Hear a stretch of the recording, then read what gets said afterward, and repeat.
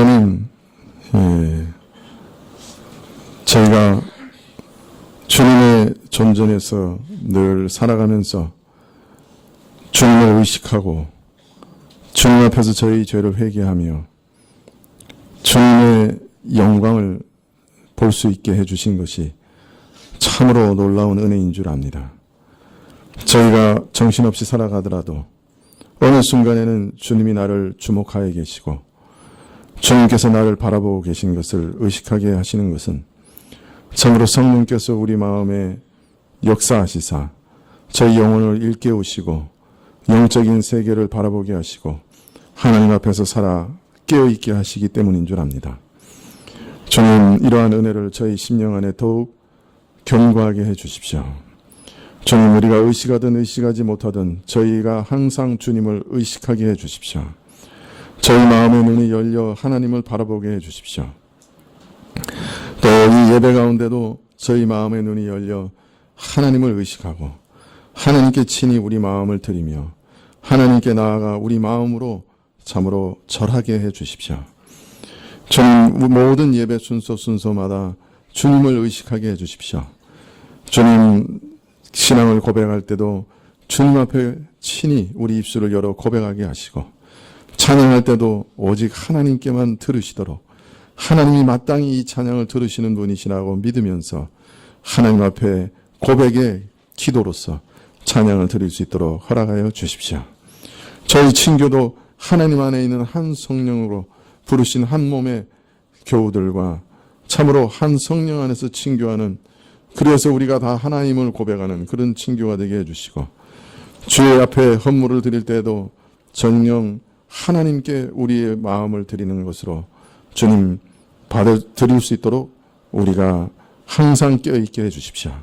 주의 말씀을 들을 때에도 주의 친히 말씀하시는 음성을 듣게 하시는 줄 알고 그 앞에 순복하는 마음으로 말씀을 듣게 하시기를 간절히 기도드립니다.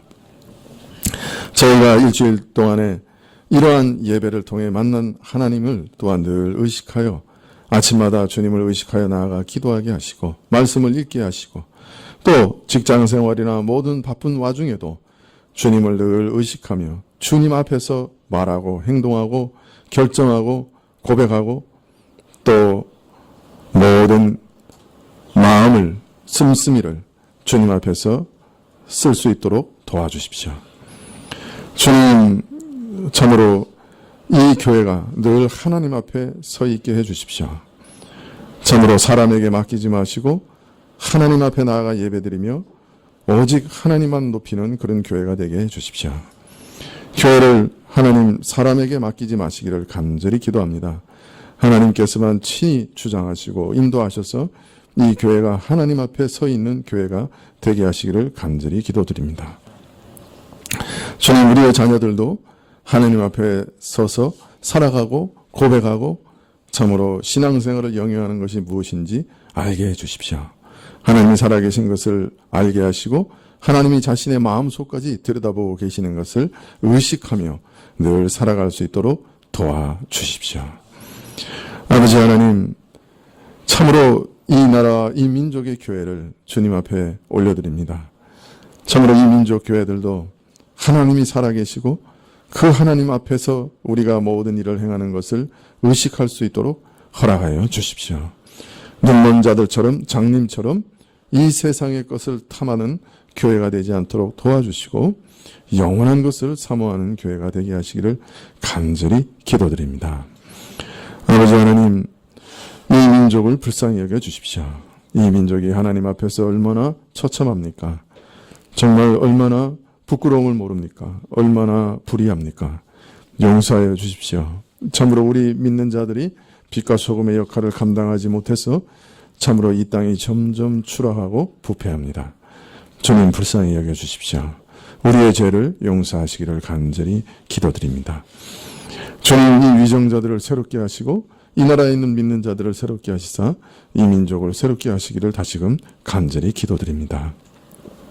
오늘도 주님 앞에 예물을 드렸사온데 이 예물을 드릴 때 우리 자신 전부를 주님께 드리는 헌신의 예물이 되게 하시기를 간절히 기도드립니다.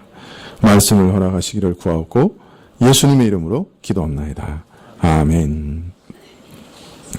예, 성경 말씀은 야고보서 1장 18절부터 20절까지 말씀입니다. 야고보서 1장 18절부터 20절까지 말씀입니다.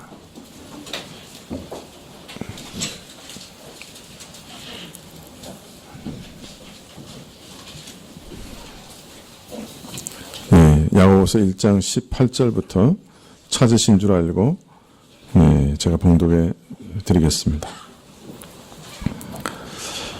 그가 그 조물 중에 우리로 한 천 열매가 되게 하시려고 자기의 뜻을 쫓아 진리의 말씀으로 우리를 낳으셨느니라. 내 사랑하는 형제들아, 너희가 알거니와 사람마다 듣기는 속히 하고 말하기는 더디하며 성내기도 더디하라. 사람이 성내는 것이 하나님의 의를 이루지 못함이니라. 아멘.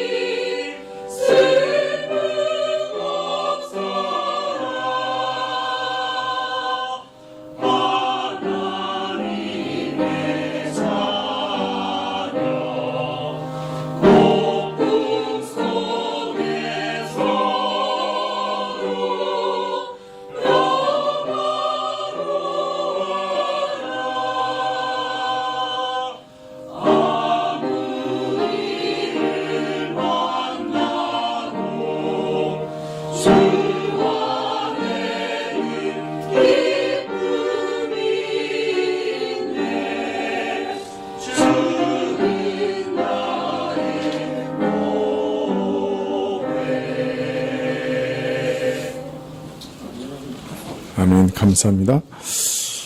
야고보서 1장 17절부터 보면 이런 말씀이 있습니다. 각양 좋은 은사와 온전한 선물이 다 위로부터 빛들의 아버지께로서 내려오나니 그는 변함도 없으시고 회전하는 그림자도 없으시니라.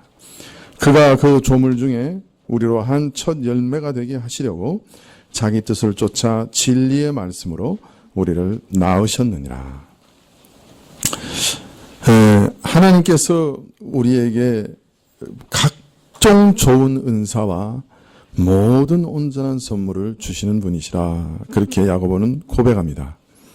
그런데 그 중에도 최고의 선물이 무엇이냐? 가장 완전하고 선하신 선물이 도대체 무엇이냐? 그것은 바로 우리가 얻은 구원이라. 그렇게 말씀하시죠. 하나님께서는 우리를 구원하시되 진리의 말씀으로 우리를 낳았다. 그렇게 말씀하십니다. 진리의 말씀이 우리 안에 들어와서 우리를 거듭나게 하신 것이죠.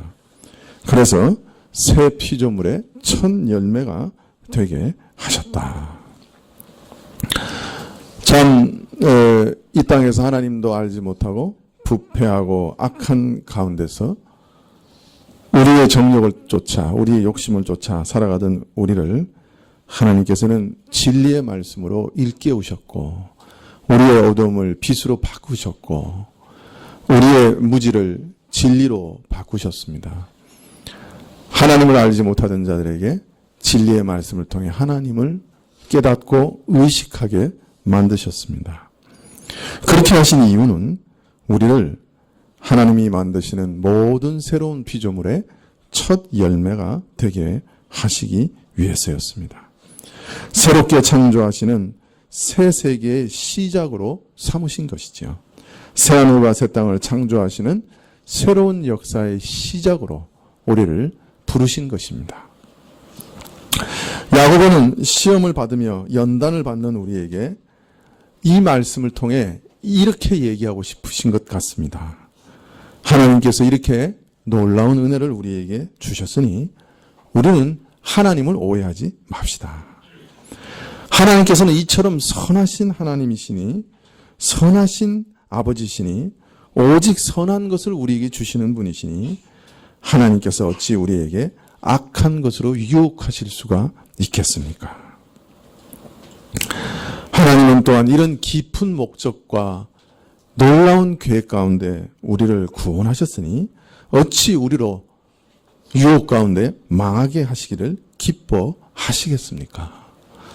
그러므로 모든 유혹을 당해 넘어질 때 하나님이 나를 시험해서 이렇게 되었다, 그런 망령된 생각을 결코 해서는 안 될 것입니다. 하나님은 절대로 우리를 악하게 시험하지 않으시는 분입니다. 야고보는 바로 이 말씀들을 통해 이렇게 말씀하시는 것 같습니다. 이어서 야고보는 이런 선하신 하나님 앞에서 우리가 취해야 할 마땅한 태도를 말씀하고 있지요. 19절에 보면 내 사랑하는 형제들아 너희가 알거니와 사람마다 듣기는 속히 하고 말하기는 더디하라. 사람마다 듣기는 속히 하라. 이것은 바로 하나님 앞에서의 자세라고 말씀드렸죠. 우리가 하나님 앞에서 마땅히 취해야 할 태도는 무엇이냐? 먼저 듣는 자세라. 모든 선하신 아버지께서 우리 가운데 말씀하시는 그 선하신 말씀을 듣는 것이 우리 신자가 취해야 할 가장 중요한 자세라.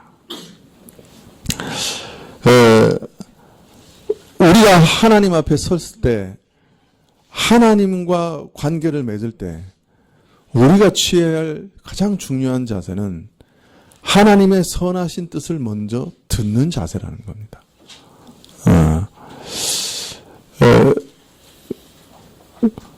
이것은 너무나 당연하겠죠. 하나님이 먼저 큰 뜻과 계획을 가지고 우리를 부르셨습니다. 하나님께서 온 천지 만물을 새롭게 하실 놀라운 계획을 가지시고 그 첫 시작으로 우리를 부르셨습니다. 자, 그러셨다면 하나님께는 우리를 향한 놀라운 뜻이, 그죠? 가득하실 겁니다. 그 하나님을 앞에 부르심을 받아 나간 자가 먼저 뭘 말하겠습니까? 부르신 그 하나님께 나아가 하나님, 나를 부르신 목적이 뭡니까? 하나님, 나를 부르셔서 신자 되게 하시고 온 세계를 새롭게 하시는 첫 시작으로 삼으셨는데 이제는 하나님께서 내게 무엇을 명하십니까? 하나님은 나를 어떻게 사용하기를 원하십니까? 하나님은 내게 뭘 명령하십니까? 먼저 듣는 것이 너무나 합당한 자세라고 할 수 있을 겁니다. 하나님은 선하시니 그 선하신 뜻과 명령을 우리는 먼저 들어야 한다. 그리고 그 선하신 뜻을 깨달아 그 선하신 뜻을 순종해 가야 한다. 야고보는 지금 그렇게 강조하여 말하고 있는 것입니다. 우리는 악한 유혹을 따라 시험에 빠져서는 안 되며 오히려 하나님께서 우리 삶 가운데 이루시기를 원하는 그 선하신 뜻을 듣고 그의 능력으로 순종해야만 한다. 그래서 그 앞에 경배하며 그를 높이며 그의 음성을 듣는 것이 우리 신자들이 가장 유의해야 할 일이라. 그렇게 말씀하고 있지요. 예수님께서 마르다와 마리아를 두고 누구를 칭찬하셨어요? 예수님 맞이할 잔치상을 막 마련한다고 분주한 마르다를 칭찬하셨어요? 아니면 예수님 앞에 나와서 예수님의 말씀을 듣는 마리아를 칭찬하셨어요? 네? 마리아를 칭찬하셨죠. 우리가 가만히 생각하면 누가 더 나은 사람이에요? 뺀질이처럼 일도 안 하고 예수님 앞에 앉아서 말씀을 듣는 사람이 머리를 쓰다듬을 만한 착한 사람이에요? 아니면 예수님 맞이한다고 열심히 나가서 잔치상에서 그냥 음식도 만들고 그냥 막 찢고 볶고 막 그러는 사람이 더 나아 보여요?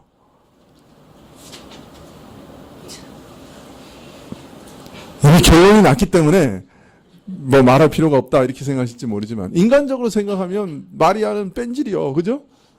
마르다는 참 훌륭하고 참 부지런한 사람입니다. 그러나 예수님께서 평가하시는 건 뭐예요? 항상 우리 신자들은 무엇이 가장 우선된다는 거예요? 그 하나님 앞에 나와서 그 말씀을 듣는 것이 가장 우선된다는 거예요. 여러분은 하나님의 말씀을 귀담아 듣는 그런 분이 되시기를 축원합니다. 자, 말하기는 더디하라 그렇게 말씀합니다. 누구 앞에서? 하나님 앞에서 말하기를 더디하라. 즉 하나님 앞에서 성급한 마음으로 말을 꺼내지 말라는 말입니다. 이것은 앞에 듣기는 속히 하라는 말씀과 같이 우리 삶과 행동에 있어서 참된 주인이 누구신가? 하나님과 신자의 관계에 있어서 우리의 정당한 위치는 무엇인가 하는 것을 말씀하시는 것이라고 할 것입니다. 자, 말하기는 더디하라. 이 말은 기도도 더디하고 하지 마라. 그런 뜻입니까? 그 말은 아니겠죠. 그럼 여기서 말은 뭘 의미하는 걸까요? 여러분, 말이라고 하는 것은 우리의 의사를 표시하는 겁니다. 그죠? 그런데 신자는 하나님 앞에서 성급하게 말을 꺼내지 마라 하는 말은 하나님 앞에서 내가 이렇게 하겠습니다, 저렇게 하겠습니다, 의사를 표시하지 말라. 성급하게 내가 이렇게 하겠다, 저렇게 하겠다 말하지 말라 하는 것을 말하는 것이죠. 말을 한다는 것은 뭘 전제로 하는 겁니까? 그것은 내 뜻을 드러내는 것을 전제로 하는 것이고 또 내가 그 뜻을 행할 수 있는 능력이 있다는 것을 전제로 하는 것입니다. 그러나 하나님 앞에서 이렇게 하겠다 저렇게 하겠다 말하지 말라는 말은 우리가 우리의 뜻대로 우리의 말대로 무엇인가를 행할 능력이 있는 자들이 아니다라는 말이죠. 여러분, 아이들이 이렇게 자랄 때 아이들은 부모는 거의 전능한 자라고 믿습니다. 그죠? 그래서 뭐든지 부탁합니다. 뭐든지 해달라고 그럽니다. 근데 조금만 철들면 알죠. 우리 아버지는 자기가 말한 것도 온전히 지키지 못할 때가 많어. 우리 아버지는 그러면서도 미안하다는 말도 안 해. 이러면서 속으로 상처를 받는 애들도 생기죠. 네. 그러니까 부모들은 항상 약속을 해놓고 못 지킬 때는 미안하다라고 말할 수 있어야 합니다. 그런데 사실은 우리가 미안하다라고 말할 때가 더 많죠. 어디 쇼핑 가거나 어디 캠핑 가자고 얘기해놔도 위에서 회사 상사가 나오라 그러면 어떻게 해야 돼? 별 수 있어요? 나가야지. 그러면 그 다음에는 미안하다라고 말하는 수밖에 없는 것이죠. 여러분, 우리는 우리의 말과 우리의 약속을 지킬 수 있는 그런 능력이 있는 사람이 아니에요. 네, 그래서 야고보는 뒤에서 이렇게 얘기합니다. 우리가 누구인지 우리의 한계를 바로 깨달아서 무슨 일이든 주의 뜻이면 이 일도 하고 주의 뜻이면 저 일도 하리라 그렇게 말하라는 거예요. 내년에 내가 어디 가서 장사하겠다 그런 말 함부로 하지 말라는 거예요. 내년까지 우리가 살지 죽을지 아무도 몰라요.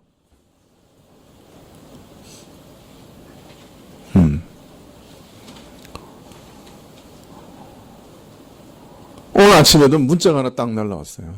댓글이 30개가 달렸더라고. 카카오톡인데. 그래서 세면을 다 하고 탁 눌러봤어요. 그랬더니 제가 우리 노회 어떤 목사님이 기도 부탁을 하나 올렸더라고요. 아내가 췌장암에 걸린 것 같습니다. 기도해 주십시오. 췌장암이면 생존 확률이 5%예요. 우리가 내일은 모르는 사람들.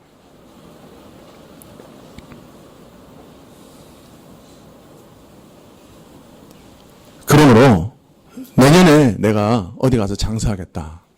그 말도 함부로 하지 말라는 거예요. 그거 할 수 있는 능력이 있는지 없는지도 모르지 않아요. 그건 하나님 앞에서 올바른 태도가 아니라는 거예요.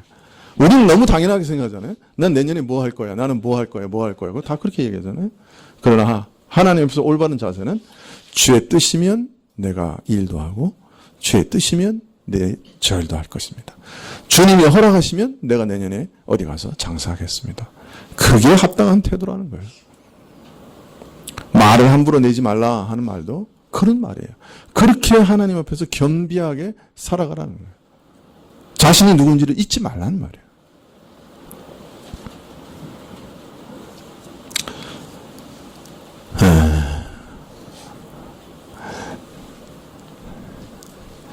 다른 교회 가면 그냥 막 높여주고 띄워주고 그냥 뭐 당신들은 뭐 어떤 사람이라고 하나님이 세우시는 막 비전을 가지는 사역자라고 막 목자라고 막 띄워줘서 막 열심도 나게 하고 일도 하게 하는데 성가교회가 오면 그냥 하나님 앞에서 그냥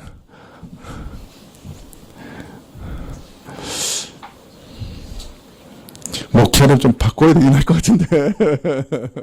그러나 여러분, 성경은 그렇게 말하니 그렇게 말할 수밖에 없죠. 우리가 그런 존재라는 거예요. 그 코에 호흡이 있는 사람이라는 거예요. 절대적으로 하나님을 의뢰하고 그의 힘으로 살아가는 자이니 그의 뜻이면 내가 이 일도 하고 그의 뜻이면 저 일도 하겠습니다 라고 고백하는 것이 참으로 합당한 존재라는 거예요. 그것이 하나님 앞에서 올바른 믿음의 자세라.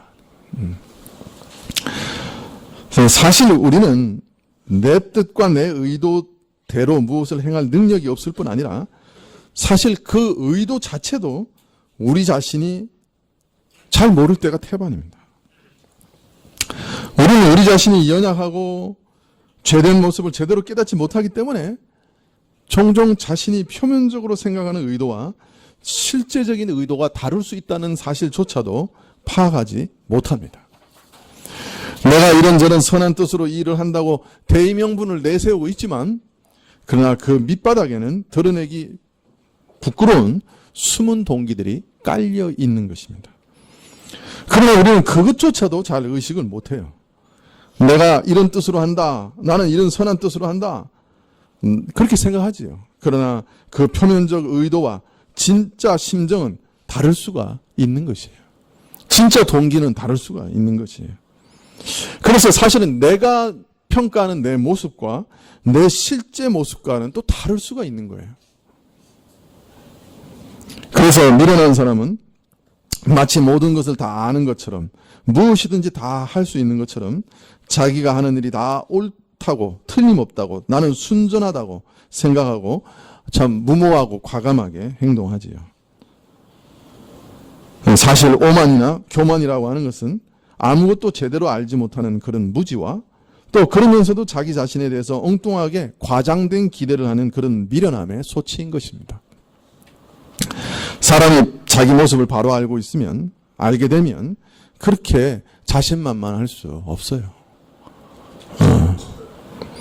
자기 자신에 대해서 제대로 모르기 때문에 자신이 최고인 것처럼, 무엇이 된 것처럼, 무엇이든지 다 아는 것처럼, 무엇이든지 다 할 수 있는 것처럼 스스로 생각하고 행하게 되는 것입니다. 아무것도 없으면서 그러면서도 자기 자신에 대해서는 아주 엉뚱한 기대를 가지고 살아가는 것이죠. 이런 기대가 우리 의식 표면으로 뚫고 올라올 때, 그래, 나는 그래도 괜찮은 사람이야. 나는 그래도 대단한 사람이야. 나는 그래도 옳은 사람이야. 이렇게 자기 자신을 부추기고 칭찬하게 되는 것이죠.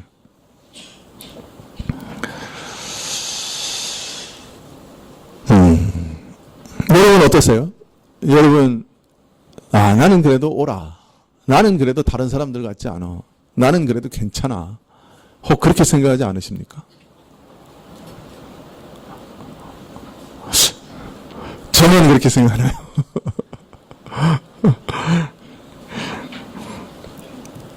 그러나 그런 것은 무지와 미련함 때문에 나오는 것이라.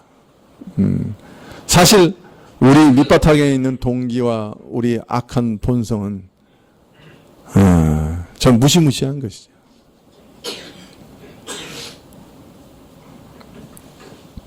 그래서 야고보는 우리가 스스로 이렇게 하리라 저렇게 하리라 할 수 있는 존재가 아니며 그럴 능력도 없고 더 나아가서 우리 동기는 항상 악으로 기울어지는 자이므로 성급하게 말을 내는 대신에 오직 하나님을 경외하고 하나님 앞에서 귀를 기울여 들으며 내 합당한 위치와 분수와 본분을 지키라고 말씀하고 계신 것입니다. 오직 그가 내게 말씀하시는 그 말씀에 귀 기울여 순복하라고 말씀하시는 것입니다. 하나님 왜 내게 이렇게 하십니까? 저렇게 하십니까? 선하신 하나님이시라면 어떻게 이런 일을 허락하십니까? 따지지 말고 나는 이렇게 하겠소 저렇게 하겠소 대단한 뜻을 표명하고 결심을 선전하는 어리석은 일을 하지 말고 오직 하나님의 선하신 뜻을 듣고 찾으며 그것에 내 인생을 맡기는 그런 삶을 살아가라고 말씀합니다. 이것이 하나님 앞에 우리가 서 있는 올바른 자세라. 이것이 참 지혜라. 우리는 우리 자신이 옳다고 생각하는 것으로 우리 자신을 평가하지 않는 것이 좋습니다. 사실은 우리는 우리가 주장하는 그 옳은 것도 행할 능력이 없을 뿐더러 그것은 하나의 대의명분일 때가 너무나 많지요.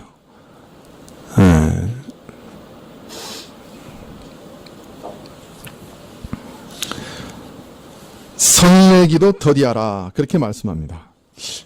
여러분 화 잘 내세요? 어떻습니까? 화 잘 내세요?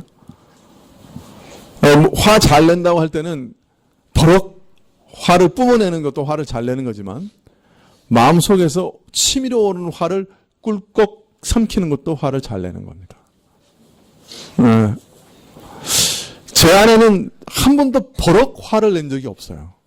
저는 참 신기하게 느껴져요. 20몇 년을 사는데 버럭하고 화를 낸 적이 없어요. 저는 그래서 천사라고 생각을 했었어요.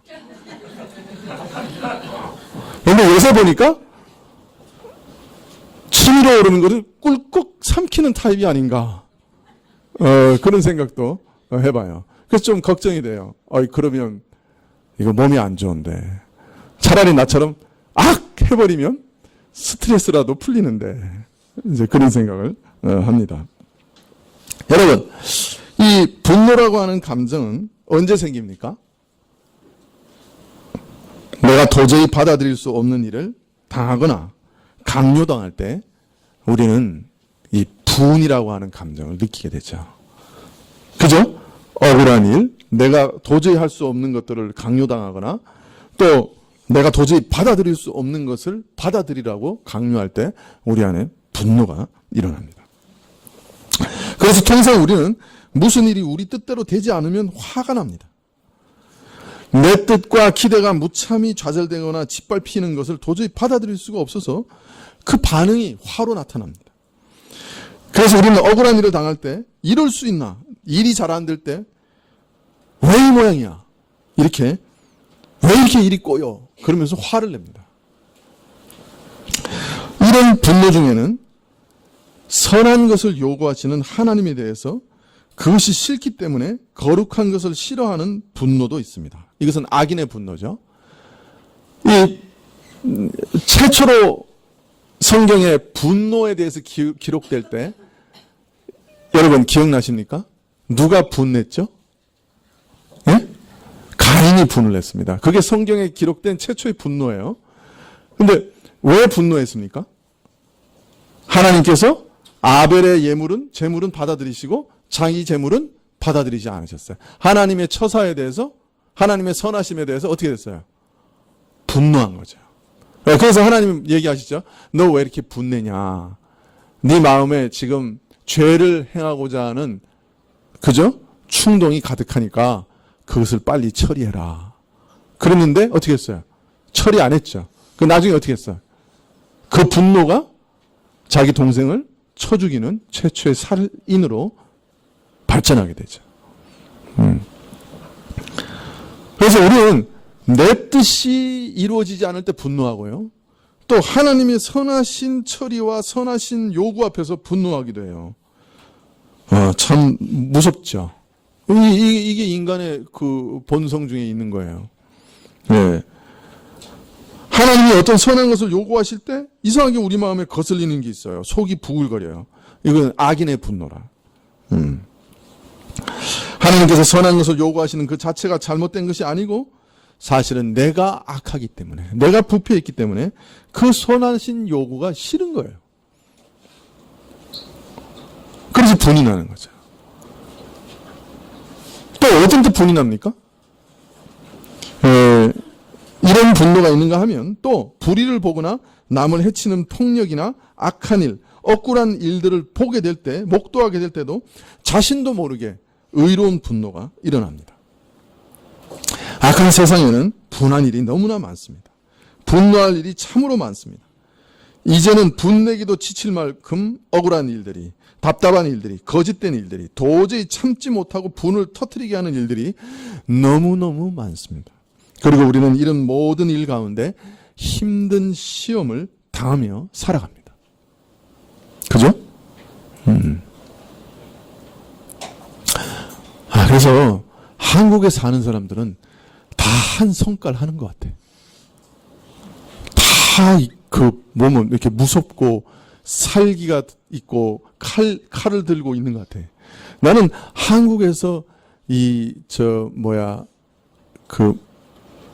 무기가 이렇게 자유롭지 못한 것을 굉장히 축복이라고 생각해.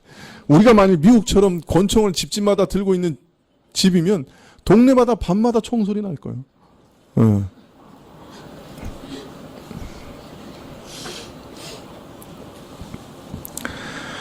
물론 많은 사람들이 저 자신을 포함해서 자기 행실은 살피지 아니하고 자기 잘못에 대해서는 극구 변명하면서 남의 잘못을 들추어내고 분내고 비난하는 일이 통상적인 일이죠.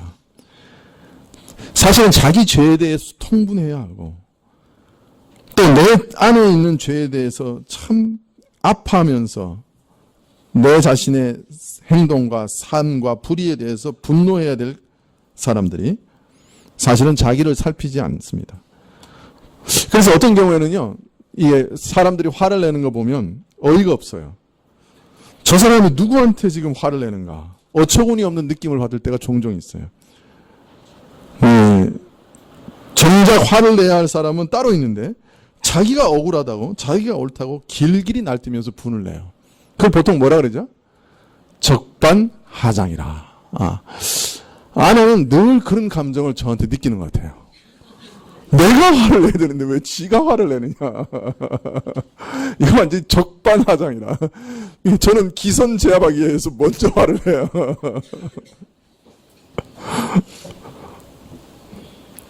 부부관계는 참 묘한 것이라. 자, 이와 같이 무지하고 어리석은 경우 외에도 그러나 내 밖에서 또 다른 사람 세상의 죄악을 대해서 참 분노할 일이 많지요. 참으로 모든 사람들이 공분을 살 만한 일들이 매일 도처에서 일어나고 있지요.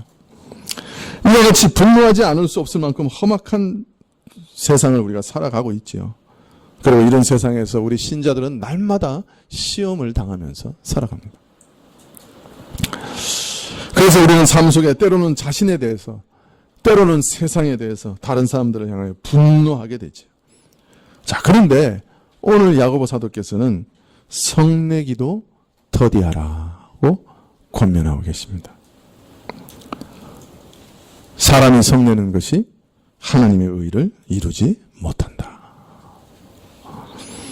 분노라고 하는 것은 격렬한 감정일 만큼 냉정을 잃고 우리가 정도에서 벗어나기 쉽습니다.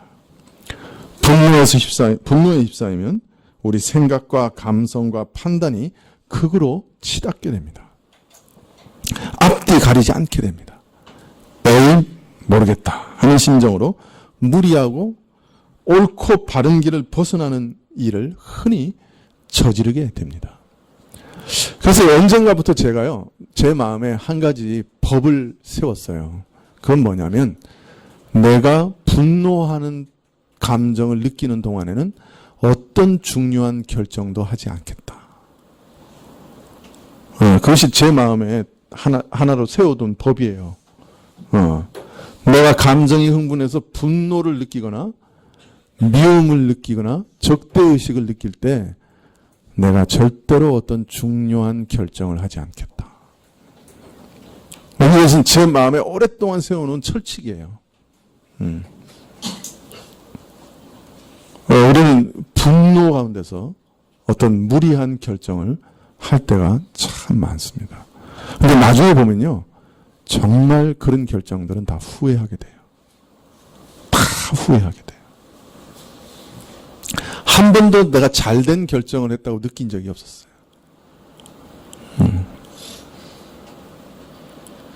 여러분들도 여러분 마음에 약속하시면 좋겠네요.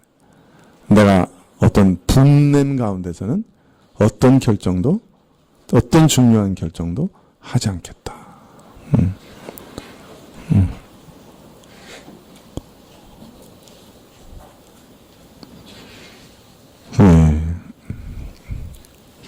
분노라는 감정의 이런 성격을 잘 알기 때문에 바울 사도는 에베소서 4장 26절에 이렇게 말합니다. 분을 내어도 죄를 짓지 말며 해가 지도록 분을 품지 말고 마귀로 틈을 타지 못하게 하라. 분을 내어도 죄를 짓지 말며 해가 지도록 분을 품지 말고 마귀로 틈을 타지 못하게 하라. 이 말씀을 보면 분 자체는 아직 죄로 이전되지 않는 그런 상황일 때도 있다는 거죠. 그죠?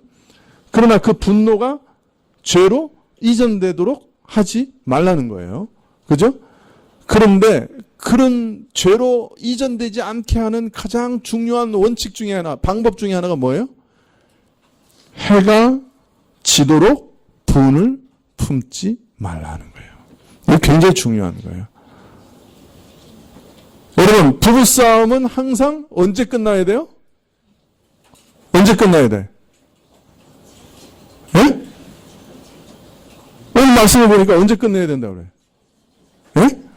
해가 지기 전에 끝내야 돼. 다른 말로 하면 잠자기 전에 끝내야 돼. 꿈속까지 부부싸움을 연장시키면 안 돼.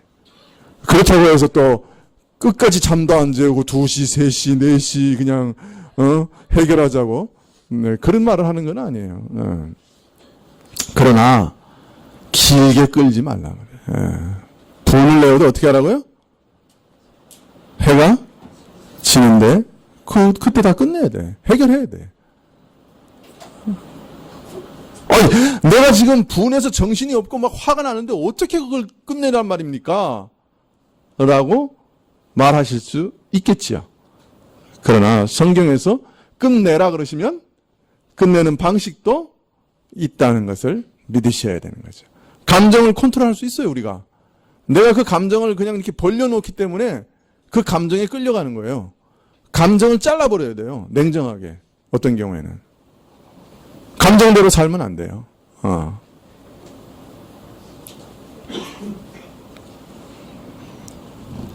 네, 제가 자랑 아닌 자랑을 좀 하겠습니다. 저는 자기 전에 꼭 분낸 일이 있으면 해결하고 잡니다. 마음속에서. 오늘 하루 내가 지독하게 미움이 생기는 일이 있었다 그러면 그 미움을 해결하고 잡니다. 그 다음 날로 넘기지 않으려고 노력합니다. 그래서 어떤 때는 오래 기도해야 될 때도 있지만, 그러나 두 가지는 해결하고 자려고 합니다. 분노는 해결하고 자려고 합니다.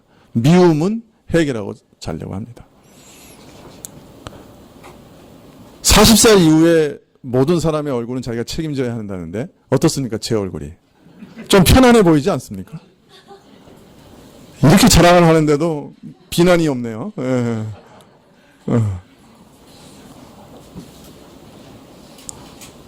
여러분 얼굴에 평안이 좀 깃들면 좋겠어요.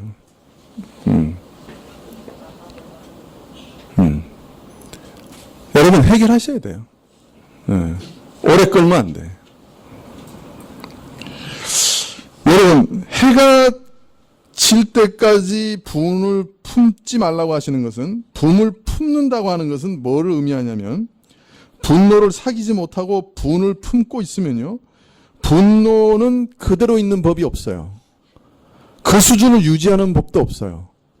분노를 품고 있으면 그 분노는 어떻게 돼요? 꺼져요? 키워져요? 키워져요. 여러분 한번 잘 보세요. 분노하기 시작하면요, 그때부터 이게 분노가 이렇게 가라앉고 해결되지 않으면요, 분노를 품고 있으면 분노는 점점 커져요. 생각할수록 괘씸해요. 어떻게 그놈이 그럴 수가 있냐 말이에요. 어떻게 그런 말을 할 수가 있냐 말이에요. 어떻게 부모 마음에 그렇게 대못을 받는 말을 서슴없이 할 수 있느냐 말이에요. 어떻게 그렇게 억울한 일을 그렇게 그놈이 저지를 수 있냐 말이야. 어떻게 그놈이 마지막 남은 그 반찬을 아무 말도 없이 낼름 집어먹을 수 있느냐 말이야.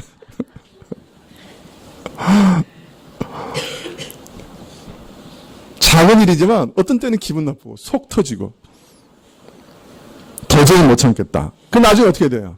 폭발하게 되는. 반드시 폭발하게 돼요. 여러분 악한 일을 보고 억울한 일을 당할 때 분노가 일어나는 것은 당연한 일인지 모릅니다. 그러나 그런 의로운 분노라고 해도 계속 분을 품는 것은 결코 좋은 일이거나 옳은 일이, 현명한 일이 아닙니다. 계속 분노를 키워 마음이 격해지고 극으로 치달으면 반드시 죄에 떨어지게 됩니다. 그래서 야고보도 사람의 성내는 것이 하나님의 의를 이루지 못한다라고 아주 분명히 말씀하고 계세요. 우리가 의로운 분노도 많지 않지만, 그러나 의로운 분노마저도 사실은 우리에게는 덕이 되는 것이 아닙니다. 하나님의 의를 이루지 못해요. 분노라고 하는 감정은. 그래서 우리는 분노라는 감정에 자기를 맡기지 말고 우리 마음을 가다듬어야 합니다. 주의 마음을 품도록 해야 됩니다. 이런 경우에 하나님께서는 내가 어떤 마음을 가지기를 기뻐하실까? 하나님께서는 내가 어떤 자세와 행동을 취하기를 기뻐하실까? 생각해야 합니다. 참으로 이 감정이 성령께서 기뻐하시면 내 안에 기뻐하셔서 일으키시는 그런 감동인가? 나는 과연 주님께서 다스리시는 그런 은혜 안에 지금 거하고 있는가? 마음을 살피고 주의 다스림과 설득하심과 위로하심과 감동하심으로 내 마음을 돌이켜야 합니다. 하나님을 바라보면 하나님께서 나를 설득하십니다. 나를 위로하십니다. 나를 부드럽게 감싸시면서 내 마음을 다스려 주십니다. 나 같은 자를 하나님께서 분노하셔서 진멸하지 않으시는데 내가 또 누구를 분노하겠는가? 자신을 설득하게 됩니다. 여러분, 분노를 가라앉히기 위해서 노력하십시오. 분내는 것은 우리 뼈를 마르게 합니다. 그러니까 분노를 하면요, 일단 내 몸이 상합니다. 고혈압 있는 분 조심하십시오. 틀림없이 몸에 충격이 와요. 내가 손해보는 거예요. 분노하면. 그리고 그 분노를 계속 키우면 반드시 죄에 빠져서 하나님 앞에서도 범죄하게 됩니다.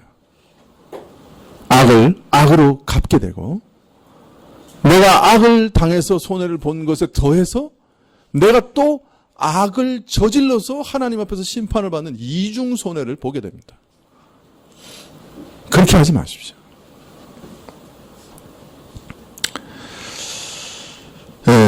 그런데요, 이게 참 어려운 것이 마귀가 그 기회를 절대로 놓치질 않습니다. 마귀는 너무나 내 편이 돼서 설득을 합니다. 야, 너 병신이냐? 왜 맞고 가만히 있어? 너 당하고 왜 그렇게 참고만 있어? 왜 너는 그런 대접을 받아야 돼? 억울하지도 않냐? 야, 참고 있으면 그 사람이 너를 존경하냐? 대단하다고 생각할 것 같아? 아니야. 너 병신이라고 생각해. 한번 본때를 보여야 돼. 그 사람 지금 저지하지 않으면 남도 괴롭혀. 가만 놔두면 기고만장해서 더 악한 일을 저지를 수도 있어. 가만두지 마. 온갖 구실과 이론과 논리와 꼬드김으로 마귀는 우리를 부추깁니다. 여러분, 자주 경험해 보시지 않았어요? 또 낯선 경험처럼 이상한 얼굴로 왜 쳐다보세요? 나만 그래요? 여러분한테는 이런 경험 없어요? 분노하면요, 마귀가 꼭 친근하게 찾아옵니다. 분노하면요, 마귀는 전적으로 우리 편을 듭니다. 맞아, 너 화내는 게 당연해. 더 화내. 그리고 가서 여우방망이로 한 대 칼겨 나옵니다.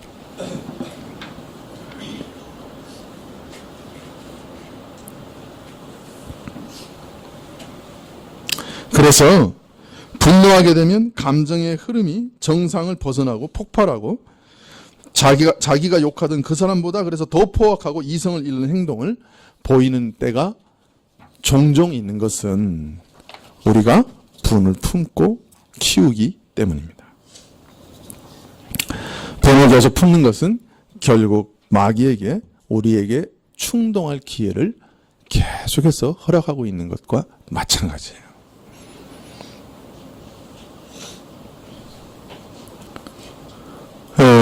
모든 일이 내 뜻대로 되지 않는다고 분내는 경우도 가만히 한번 생각해 보십시다. 내 무지와 내 어리석음을 생각한다면 내 뜻대로 되는 게 이상하죠. 내 어리석음을 생각하면 내 계획대로 되는 게 은혜죠. 어떻게 내 뜻과 내 계획대로 다 되겠어요? 근데 내 뜻대로 안 된다고, 내 계획대로 안 된다고 화내면 일평생 화내면서 살아야 돼요. 내 무능함을 생각하면 내 뜻대로 안 되는 게 너무 당연한 거예요. 되는 게 기적이요. 그 안 된다고 화내면 평생 화내야 돼요. 예수님께서 우리의 무능함에 대해서 예를 들어 말씀하셨잖아요. 너희가 머리털럭 하나라도 희거나 검게도 못하고 너희가 키 한 자도 자라게 못하는 것이 너희인데, 그죠? 우리가 무슨 능력이 있습니까? 저는 그동안 그래도 이 흰머리와 검은 머리가 매우 조화롭다고 생각을 했는데, 어느 아침 보니까 완전히 흰머리가 앞머리를 다 차지했어요. 이건 다 여러분 덕분이라고. 그래서 이걸 정말 이제는 염색을 해야 되나 고민하고 있는데요. 아무리 고민한다고 해도 희게 된 머리가 검게 되지는 않습니다. 우리는 그런 능력이 없어요. 또 내 부패하고 악한 걸 생각하면 내 소원대로 안 되는 것이 천만다행이요. 우리 소원대로 권력과 부귀와 영화를 내가 한 몸에 잡았다고 하면 내가 여기 앉아 있겠어? 나는 잘 쓸 거라고요. 나는 주시기만 하면 멋있게 쓸 거라고요. 그런 사람일수록 주시면 안 돼요.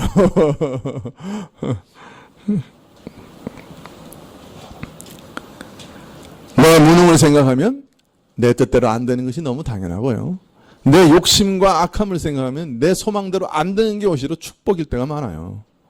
그러니 내 뜻대로 안 된다고 너무 분내지 마세요. 부인할 때마다 하나님께 나가세요. 격동된 마음으로 살지 마세요.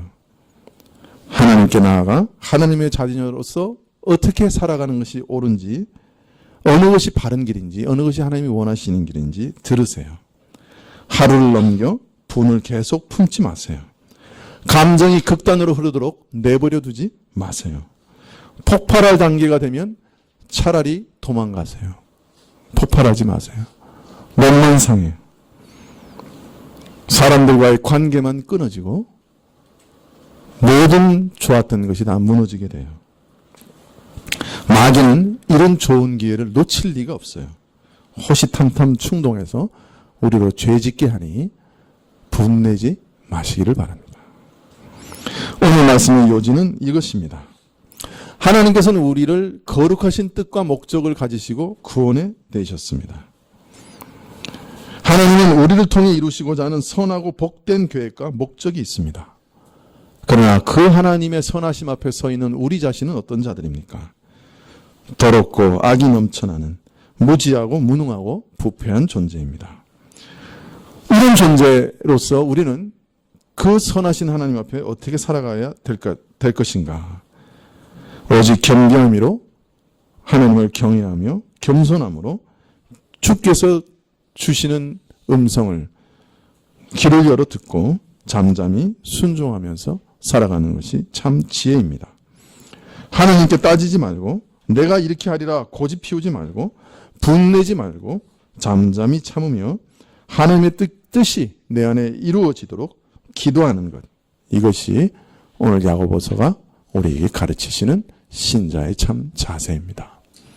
이것이 또한 여러 가지 시험 앞에서 살아가는 신자의 올바른 자세입니다. 하나님을 경외하고 묵묵히 그의 뜻이 이루어지기를 구하는 것. 그것이 신자가 신자 자신을 보호하는 지름길입니다. 기도하시겠습니다.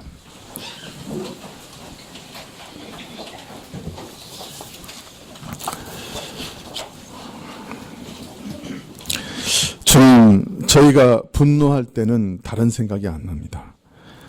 주님, 그러나 성령께서 우리에게 역사하시면 분노 중에도 이성을 잃어버리지 않을 줄 압니다. 주님, 우리가 분내지 않는 성품을 연단 가운데 얻게 해주십시오.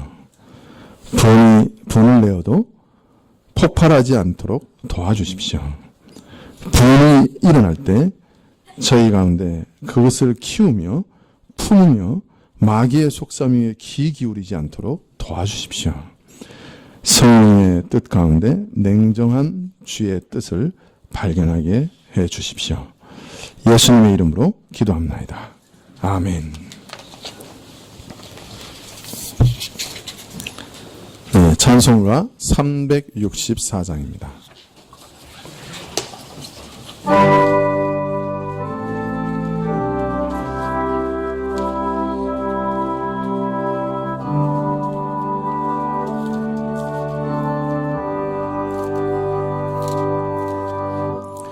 내 죄를 가까이 하게 함은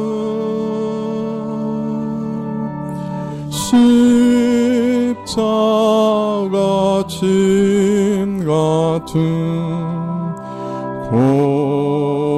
고생이나 내 일생 소원은 늘 찬송하면서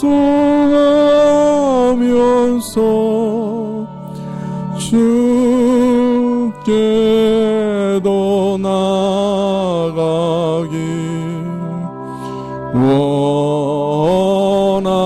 원합니다. 내 고생하는 것 야곱이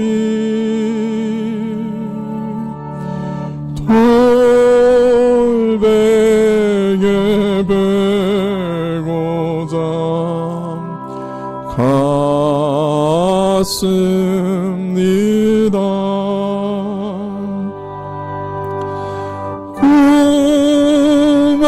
꿈에도 소원이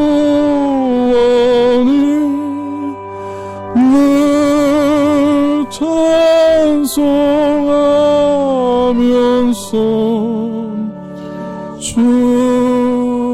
주께도 나가기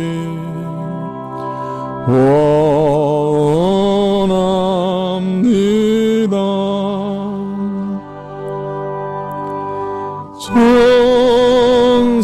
천성에 가는 길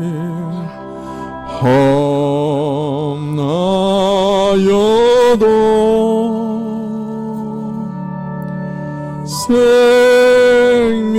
생명길 되나니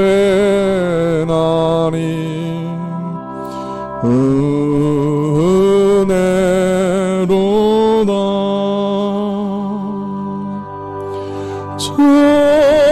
천사 날 부르니 늘 찬송하면서 주께도 나가기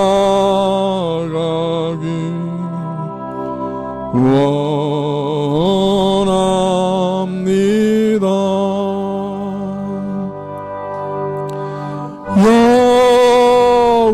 야곱이 잠 깨어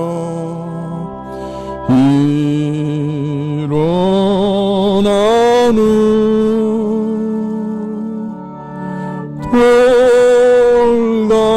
돌다는 쌓은 것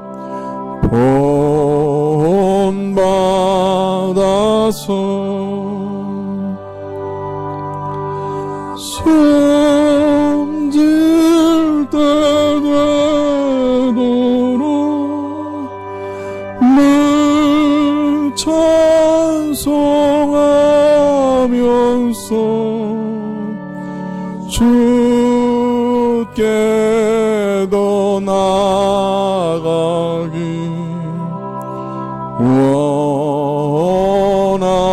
원합니다.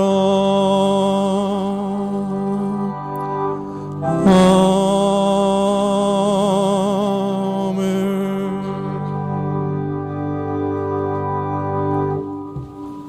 기도하시겠습니다.